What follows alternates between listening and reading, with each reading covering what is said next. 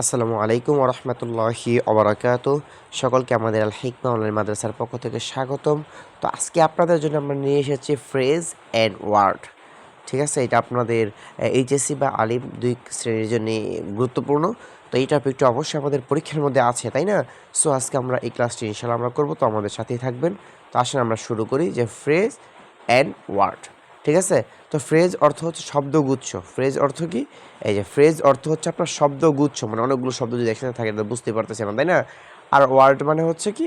Word মানে হলো শব্দ। ঠিক আছে, তো ফ্রেজ শব্দগুচ্ছ, যেমন আমরা বলতে পারি এ বুক বা ইত্যাদি অনেক আছে। তাহলে অনেকগুলো শব্দ একসাথে থাকে। ফ্রেজের মধ্যে অনেকগুলো শব্দ কি করে একসাথে থাকে, ঠিক আছে, এবং এগুলো নিজের তেমন কোনো অর্থ থাকে না। তবে এইটুকু জাস্ট বুঝে রাখেন যে ফ্রেজ মানে হলো অনেকগুলো শব্দ একসাথে থাকে। যেহেতু ফ্রেজ অর্থ শব্দগুচ্ছ, তার মানে এই যে অনেকগুলো শব্দ কি থাকবে, অনেকগুলো শব্দ একসাথে থাকবে। তা আসলে আমরা আমাদের নিয়মগুলো দেখি যে এই পরীক্ষা থাকলে আমরা এগুলোকে আমরা কীভাবে করব। ঠিক আছে, তো আচ্ছা, এই যে প্রথম যে নিয়মটা সেটা হচ্ছে আমাদের উড রাদার। এই যে উড রাদার, তো এইটা আমাদের অবশ্যই আপনি দেখবেন আপনাদের প্রশ্নের মধ্যে বক্সের মধ্যে আপনার দেওয়া থাকে, ঠিক আছে? হ্যাঁ, তো দেখেন যদি আমাদের উড রাদার থাকে তাহলে আমরা ওই শূন্যস্থানে আমরা কী মানে আমরা উড রাদারটা আমরা কখন বসাবো? ঠিক আছে, আমাদের শূন্যস্থানের উপরে বক্সের মধ্যে দেওয়া থাকে যে উড রাদার বা অ্যাজ সুন অ্যাজ, নো সোন, এগুলো দেওয়া থাকে, নো সোনার, ঠিক না, দেওয়া থাকে। তো আমরা কোন শূন্যস্থানে আমরা কোনটা বসাবো? ঠিক আছে, আচ্ছা, তাহলে এইটি আমরা দেখি। ওকে, তাহলে উড রাদার আপনি কখন বসাবেন? বাক্যের মাঝে, এই যে বাক্যের মাঝে দেন থাকবে। বাক্যের মাঝে যদি আমরা কোনো বাক্যের মাঝে যদি আমরা দেন দেখি এবং খালি ঘরের পূর্বে সাবজেক্ট থাকলে, তা আমরা কি বুঝতে পারলাম? উড রাদারটা আমরা তখনই বসাবো যখন আমরা দেখব বাক্যের মধ্যে আমাদের এই যে এই দেন আছে, বাক্যের মধ্যে দেন আছে এবং খালি ঘরের পূর্বে আমাদের সাবজেক্ট আছে। এই যে দেখেন, খালি ঘরের পূর্বে সাবজেক্ট, তখন আমরা কি বসাবো? তখন আমরা বসাবো উড রাদার। এটা আপনারা খুব সুন্দর করে লিখে নিতে পারেন যে বাক্যের মাঝে দেন, এই যে বাক্যের মাঝে দেন, এই যে বাক্যের মাঝে দেন আছে এবং খালি ঘরের পূর্বে সাবজেক্ট, এই যে খালি ঘরের পূর্বে সাবজেক্ট, তাহলে এই যে আই, খালি ঘরের পূর্বে সাবজেক্ট, তখন আমরা কি বসাবো? তখন আমরা উড রাদারটা আমরা বসাবো। ঠিক আছে, এরপর দেখেন 2 নম্বরটা আমাদের যেটা থাকে, হ্যাঁ, বক্সের মধ্যে আপনি দেখবেন, লক্ষ্য করে অবশ্যই, যে থাকে আপনার নো সোনার, নো সোনার।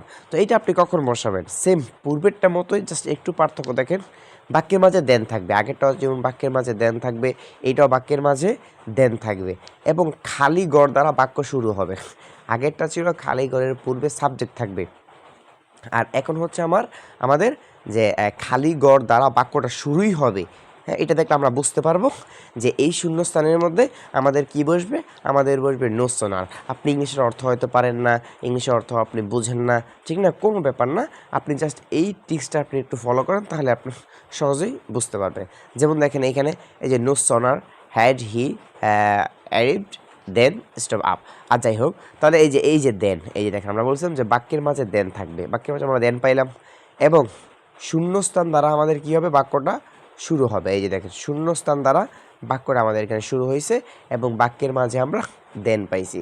অতএব যেহেতু আমাদের শর্তটা মিলে গিয়েছে, সো আমাদের এই বাক্যের মধ্যে আমরা কি বসাবো? এই বাক্যের মধ্যে আমরা নো সনটা আমরা বসাবো। আচ্ছা, এরপর আসি আমরা লেটস। এই যে দেখেন লেটস,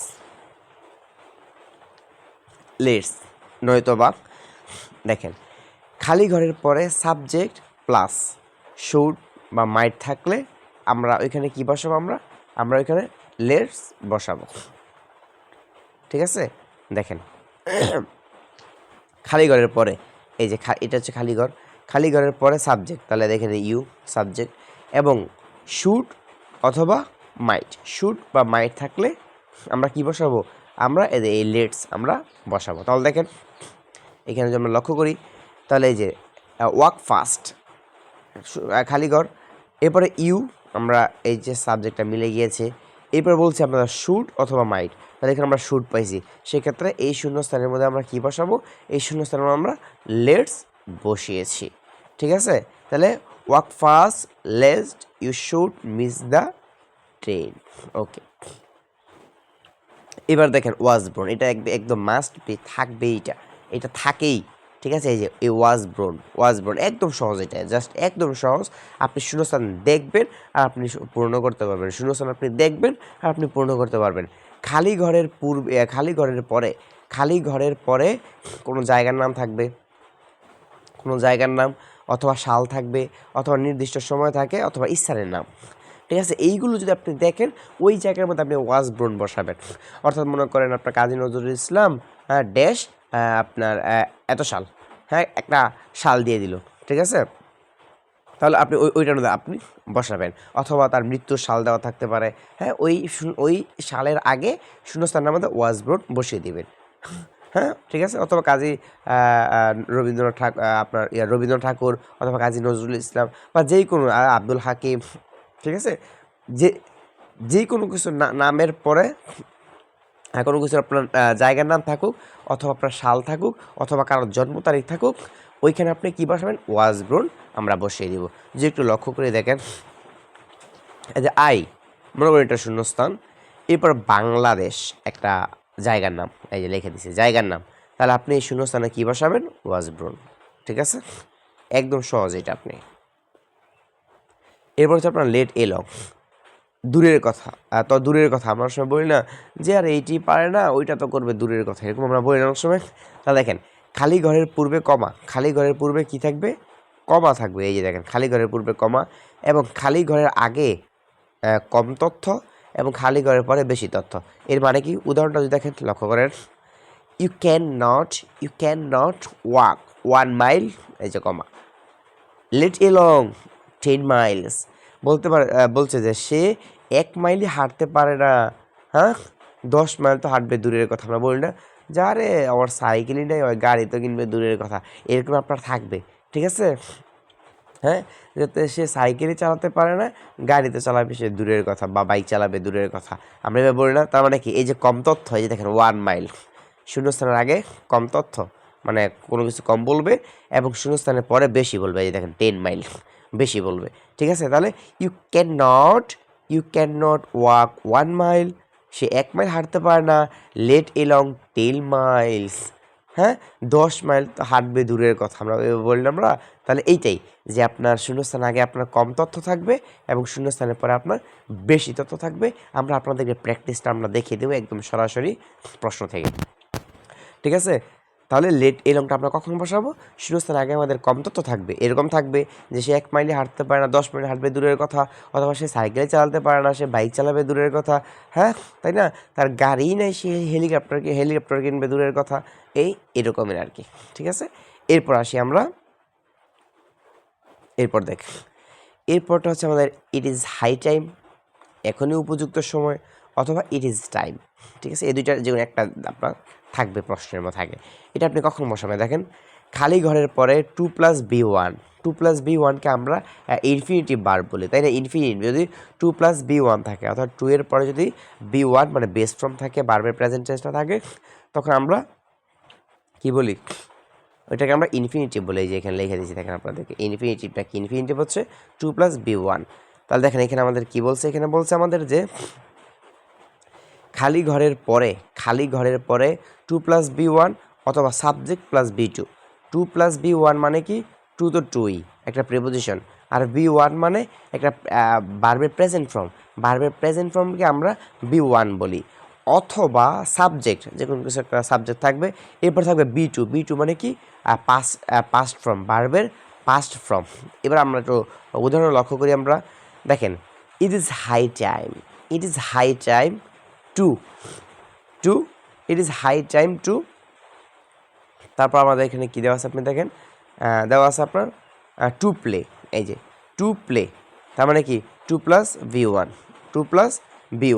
অর্থাৎ যদি 2+B1 আমাদের থাকে, 2+B1 যদি আমাদের থাকে, যে দেখেন মূলত শূন্যস্থান কিন্তু আপনাদের এইটা শূন্যস্থান, আর এটা জাস্ট আমি আপনাদেরকে মার্ক করে বুঝিয়েছি যে 2+B1 যেহেতু প্রশ্নের মধ্যে আমাদের আছে, আর এটা হচ্ছে আমাদের শূন্যস্থানে, যেটা হচ্ছে আমাদের শূন্যস্থান, সেক্ষেত্রে আমি এখানে কি বসাবো, এখানে আমি বসাবো ইট ইজ হাই টাইম, ঠিক আছে। এরপর দেখেন ইট ইজ টাইম আপনি কখন বসাবেন, যখন সাবজেক্ট প্লাস বি2 থাকবে, সাবজেক্ট প্লাস বি2 থাকবে, ঠিক আছে। তো দেখেন এটা হচ্ছে আমাদের শূন্যস্থান, এটা শূন্যস্থান। তাহলে এখানে যে সাবজেক্ট দেওয়া আছে এবং ভি2, গো এর ভি2 হচ্ছে ওয়েন্ট, গো ওয়েন্ট গন, তাই না, ভি2।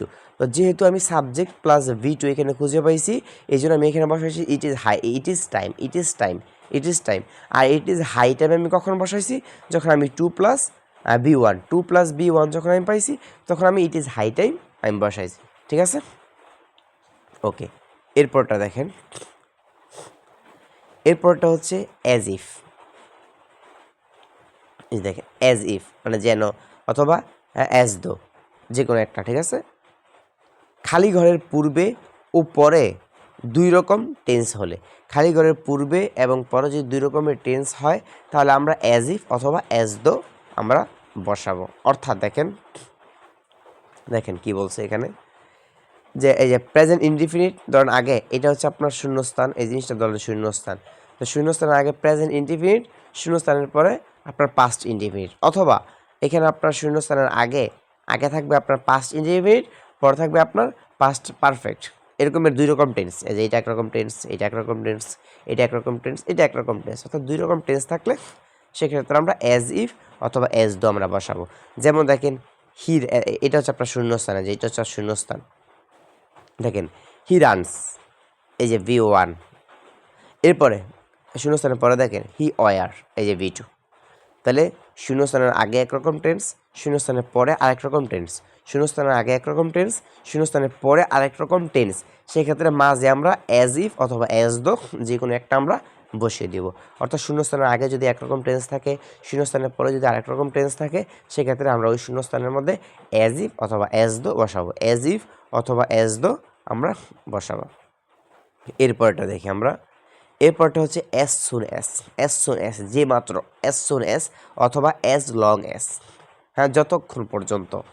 এই দুইটা আমরা কখন বসাবো, দেখেন খালি ঘরের আগে ও পরে একই টেন্স থাকলে, ওই যে আগেরটার বিপরীত, আগেরটা দুই রকম টেন্স, এখন এটা হচ্ছে একরকম টেন্স, অ্যাজ ইফ অথবা অ্যাজ দো, ওইটা হচ্ছে আপনার শূন্যস্থানের আগে একরকম টেন্স, শূন্যস্থানের পরে আরেকরকম টেন্স হলে অ্যাজ ইফ অথবা অ্যাজ দো বসে। কিন্তু অ্যাজ সুন অ্যাজ বসবে শূন্যস্থানের আগে ও পরে একই রকম টেন্স থাকলে অ্যাজ সুন অ্যাজ বসে। যেমন দেখেন এই যে আই ওপেন্ড, এই যে ওপেন্ড ভি2, ভি2, এটা হচ্ছে শূন্যস্থান।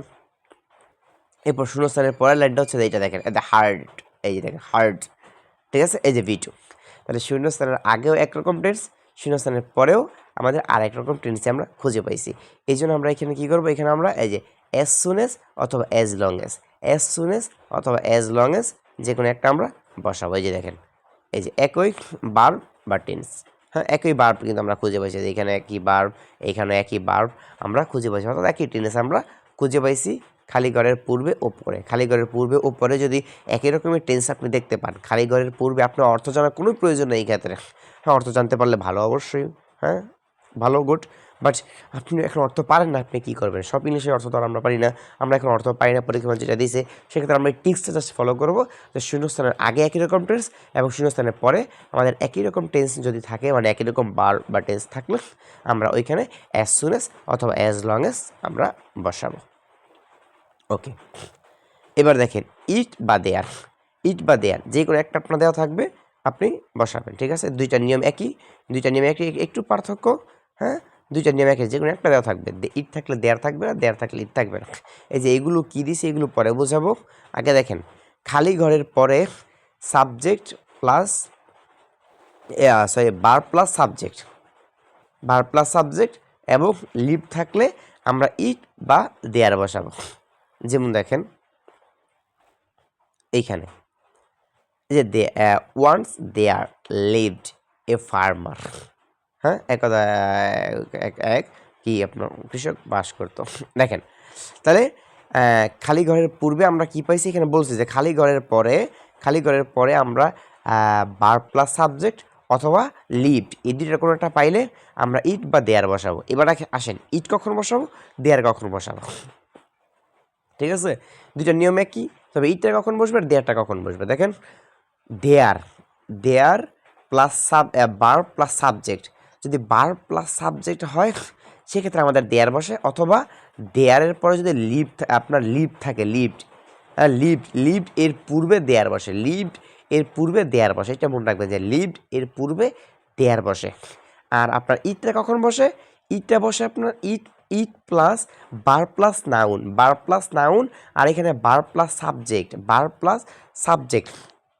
অর্থাৎ কোনো কিছু নামের ক্ষেত্রে, বস্তুর ক্ষেত্রে আপনি কি বসাবেন? ইট বসাবেন। যেমন আমরা বলি যে it is a book, it is a বুক। এই যে দেখেন এখানে আপনার বার্ব, এই যে বার্বের পরে কিন্তু নাউন, ইট ইজ একটা বার্ব, ইজ একটা বার্ব, বার্বের পরে এ বুক কিন্তু একটা নাউন, এ বুক একটা নাউন। আর এইখানে আপনি দেখেন এখানে দেয়ার, এই যে দেয়ারের পরে আপনার কি আছে? লিভড, দেয়ারের লিভড আছে, লিভড। দেয়ারের পরে বার্ব বসে, দেয়ারের পরে কি বসে?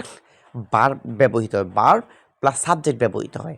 আর এখানে বার্বের সাথে নাউন ব্যবহৃত হয়, বার্বের সাথে নাউন ব্যবহৃত হয় ইটের সময়।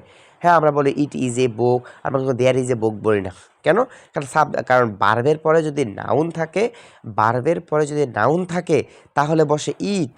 বার্বের পরে নাউন থাকলে, যেমন দেখেন ইজ একটা বার্ব, এরপরে এ বুক একটা নাউন, এই জন্য আমরা ইট বসাইছি। আর এখানে দেখেন লিভড, এটা একটা বার্ব, এটা একটা বার্ব, এই জন্য আমরা বার্বের আগে আমরা কি বসাইছি? আমরা দেয়ার বসাইছি। অথবা আমাদের বার্বের পরে যদি সাবজেক্ট থাকে, বার্বের পরে যদি সাবজেক্ট থাকে তাহলে দেয়ার বসে। এটুকু আপনারা একটু মুখস্থ করে নেবেন। তাহলে যেহেতু আমরা এখানে লিভড খুঁজে পাইছি, তাহলে আমরা কি বলছিলাম যে এই যে লিভড থাকলে এই যে লিভডের পূর্বে দেয়ার বসে, লিভডের পূর্বে দেয়ার, এই জন্য আমরা এখানেও কি করছি?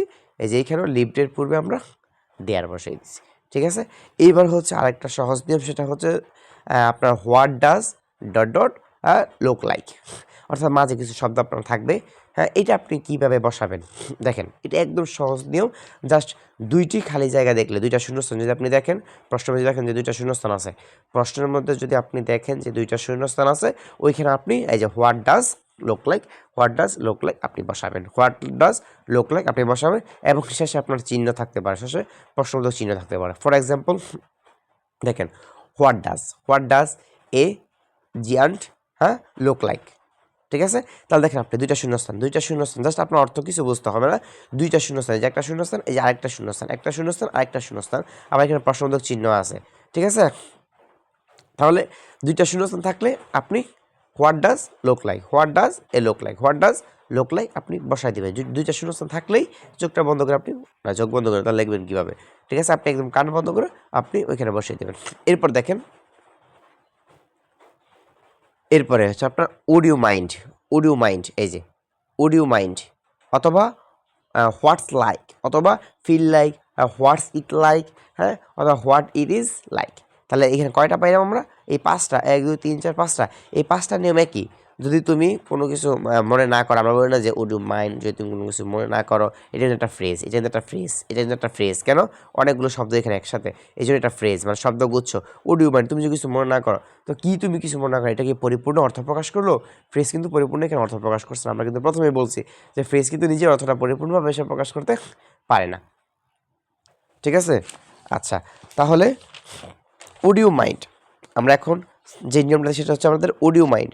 তাহলে উড ইউ মাইন্ডটা আমরা কখন বসাবো? দেখেন, বাক্যের শেষে প্রশ্নবোধক চিহ্ন এবং একটা শূন্যস্থান প্লাস ভার্বের সাথে আইএনজি থাকলে।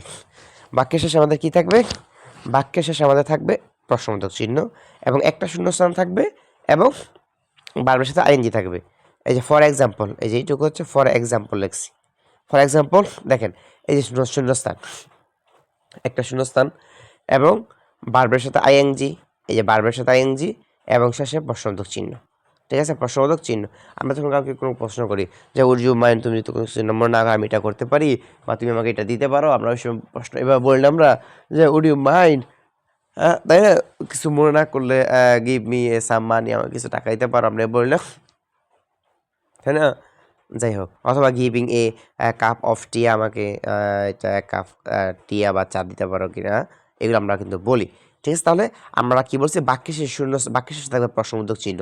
এই যে দেখেন, বাক্যের শেষে প্রশ্নবোধক চিহ্ন এবং একটা শূন্যস্থান, এই যে একটা শূন্যস্থান, এই যে একটা শূন্যস্থান এবং ভার্বের সাথে আইএনজি, এই যে ভার্বের সাথে আইএনজি। তিনটা শর্তে আমরা পাইলাম। এই যে দেখেন, তিনটা শর্তে কিন্তু আমরা এখানে আমরা পাইলাম। সেক্ষেত্রে আমরা এখানে বসাবো উড ইউ মাইন্ড, অথবা বসাবো আমরা হোয়াটস ইট লাইক মানে যেটা প্রশ্ন দেওয়া থাকবে, সবটি নিয়ম একই, আপনার প্রশ্ন যেটা দেওয়া থাকবে আপনি সেটা বসাবেন। এরপর আসি আমরা হোয়াট ইফ, যদি হোয়াট ইফ শূন্যস্থানের পরে সাবজেক্ট প্লাস ভার্ব হলে আমরা এটা বসাবো। যেমন দেখেন এই যে subject plus verb, subject plus verb, শূন্যস্থানের পরে শূন্যস্থানের পরে শূন্যস্থানের পরে এই যে দেখেন শূন্যস্থান, এই যে শূন্যস্থান, শূন্যস্থানের পরে আছে আমাদের সাবজেক্ট প্লাস ভার্ব, সাবজেক্ট শূন্যস্থানের পরে আছে আমাদের সাবজেক্ট প্লাস ভার্ব, অথবা আপনি এখানে হোয়াট ইফ বসিয়ে দিবেন। এরপর আসি আমরা ইন অর্ডার বা সো দ্যাট, মানে যাতে, ইন অর্ডার দ্যাট অথবা সো দ্যাট, এটা আপনি কখন বসাবেন? খালি ঘরের পরে, খালি ঘরের পরে subject plus modal verb, modal verb কোনগুলো? Can, could, may, might, must, shall, should, will, would, হ্যাঁ, হ্যাভ টু, হ্যাভ, তারপর হচ্ছে আপনার কি ইউজ টু, অক টু, তাই না? এগুলো হচ্ছে আপনার মডাল ভার্ব।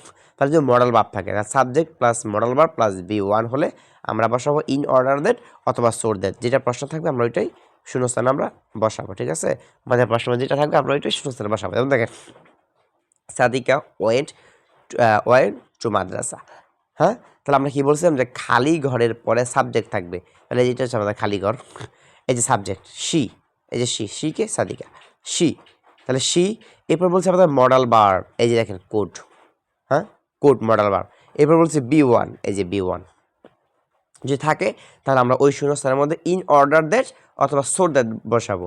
এখন দুইটাতে কোনটা বসাবো? যেটা আমাদের প্রশ্ন দেওয়া থাকবে, যদি প্রশ্নের মধ্যে সো দ্যাট থাকে আমরা সো দ্যাট বসাবো, অথবা যদি দেওয়া থাকে ইন অর্ডার দ্যাট আমরা ইন অর্ডার দ্যাট বসাবো। তার নিয়মটা কি? খালি ঘরে পড়বে সাবজেক্ট, খালি ঘরের পরে সাবজেক্ট প্লাস আমাদের একটা মডাল ভার্ব এবং বি ওয়ান যদি আমাদের থাকে তাহলে আমরা সেখানে কি বসাবো? ইন অর্ডার দ্যাট অথবা সো দ্যাট আমরা বসাবো। তাহলে এই পর্যন্তই ছিল আজকে আপনাদের এই ফ্রেজ এবং এই কী বলে আপনার ফ্রেজ অ্যান্ড ওয়ার্ডের যে রুলসটা ছিল এটা আমরা দেখে দিচ্ছি। ইনশাল্লাহ সামনে আমরা আপনাদেরকে রাইট ফর্ম অফ ভার্ব দেখাবো, তারপর কানেক্টরস, এগুলো আমরা ধাপে ধাপে অবশ্যই দেখাবো। এবং আপনাদের এক্সামের জন্য যদি সাজেশন প্রয়োজন তাহলে আপনারা অবশ্যই আমাকে এই নাম্বারে নক করতে পারেন, অথবা যেই কোনো বিষয়ে জানার জন্যে, হ্যাঁ, আপনাদের পড়াশোনার বিষয় জানার জন্য আপনারা এই নাম্বারে আপনারা কী করতে পারেন? আপনারা অবশ্যই নক করতে পারেন, মানে হোয়াটসঅ্যাপ বা ইমোতে আপনারা অবশ্যই নক করবেন। এবং আমাদের যে চ্যানেলটি রয়েছে আল হিকমা অনলাইন মাদ্রাসা, আমাদের পেজের নাম হচ্ছে আল হিকমা অনলাইন মাদ্রাসা এবং ইউটিউব চ্যানেলের নামও হচ্ছে আল হিকমা অনলাইন মাদ্রাসা। অবশ্যই আপনারা আমাদের এই চ্যানেলটি কী করবেন? সাবস্ক্রাইব করবেন, বন্ধুদের মাঝে ইনশাল্লাহ শেয়ার করবেন, এবং আমাদের এখানে বিভিন্ন কোর্স রয়েছে আপনারা সেগুলো সম্পর্কে জানবেন। এইখানে নক করে অনলাইন মাদ্রাসা, এই যে দেখেন অনলাইন মাদ্রাসা। ঠিক আছে, তাহলে আজকে এই পর্যন্তই। সকলে এই চ্যানেলটি সাবস্ক্রাইব করে রাখবেন, পাশে থাকবেন। আসসালামু আলাইকুম ওয়া রাহমাতুল্লাহি ওয়া বারাকাতুহু।